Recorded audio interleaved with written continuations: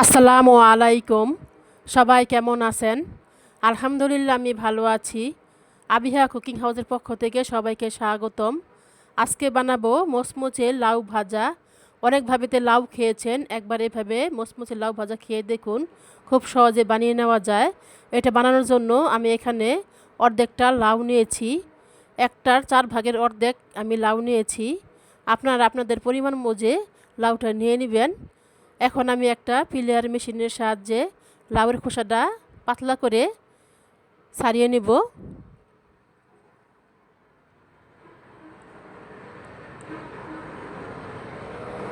আমার লাউয়ের খোসাটা ছাড়ানো হয়ে গেছে।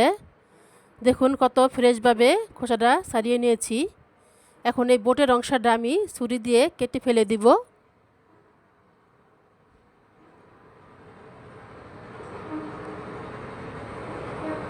এখন মাঝখান দিয়ে একটা টুকরো করে লম্বা করে কেটে নিব। এখন এগুলাকে পিস পিস করে কেটে নিব।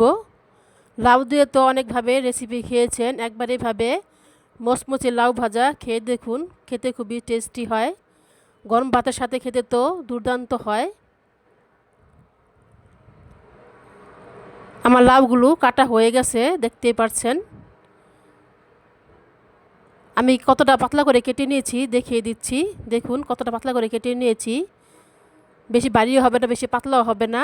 এখন আমি একটা বলের মধ্যে উঠিয়ে নিব লাউগুলো।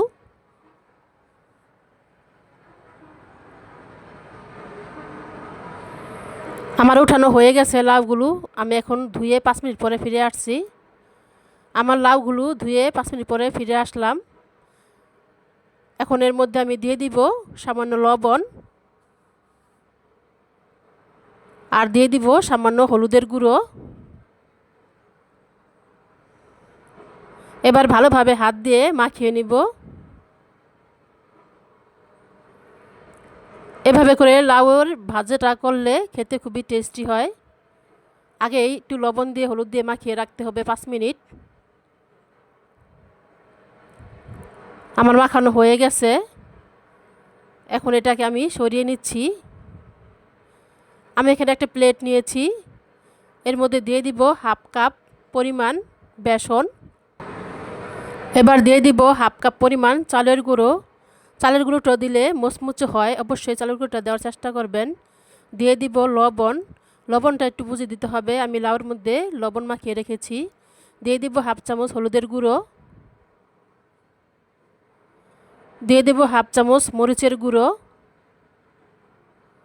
এবার দিয়ে দিব হাফ চামচ ভাজা জিরের গুঁড়ো। এবার হাত দিয়ে ভালোভাবে সবগুলো উপকরণ মাখিয়ে নিব। এখানে কোনো পানি ব্যবহার করতে হবে না, এটা শুকনো করে মাখিয়ে নিব। খুব স্মুথভাবে এটা মাখিয়ে নিতে হবে, কোথাও যেন দানা দানা ভাব না থাকে।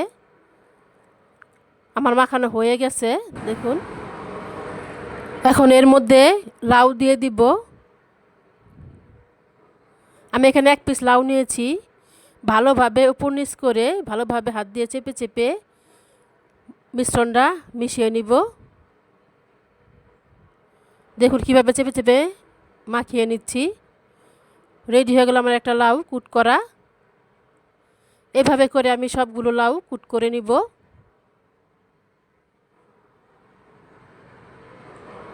ভালোভাবে চেপে চেপে দিতে হবে।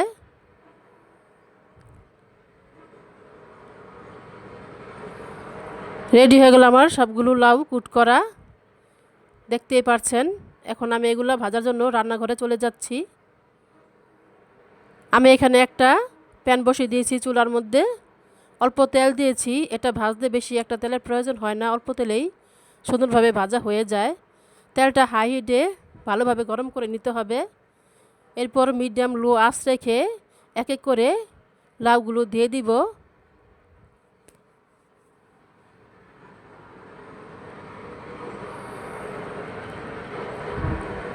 এখন আমি ঢাকনা দিয়ে 3 মিনিটের মতন রেখে দেব লো আঁচ করে, যাতে করে লাউটা ভালোভাবে সিদ্ধ হয়ে যায়।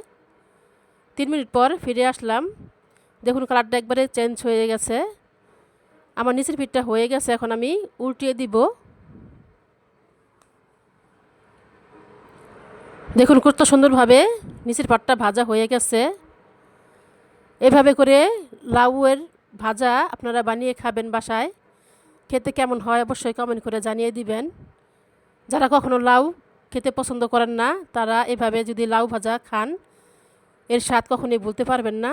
বারে বারে খাওয়ার জন্য আবদার করবেন। এটাকে আবারও ঢাকনা দিয়ে 2 মিনিটের মতো রেখে দিব। 2 মিনিট পর আবারও ফিরে আসলাম। আমার লাউয়ের ভাজাটা সুন্দরভাবে হয়ে গেছে, দেখতেই পাচ্ছেন। এখন আমি একটা ছাঁকনি চামচের সাহায্যে লাউগুলো উঠিয়ে নিব, তেলটা ভালোভাবে ঝরিয়ে।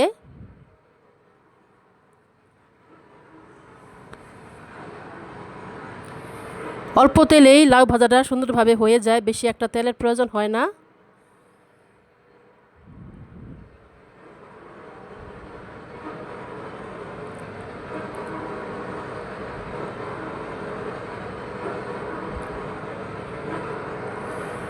আমি একই প্যানে আবারও লাউগুলো দিয়ে ভেজে নিব। এখানে আর কোনো তেলের প্রয়োজন হবে না।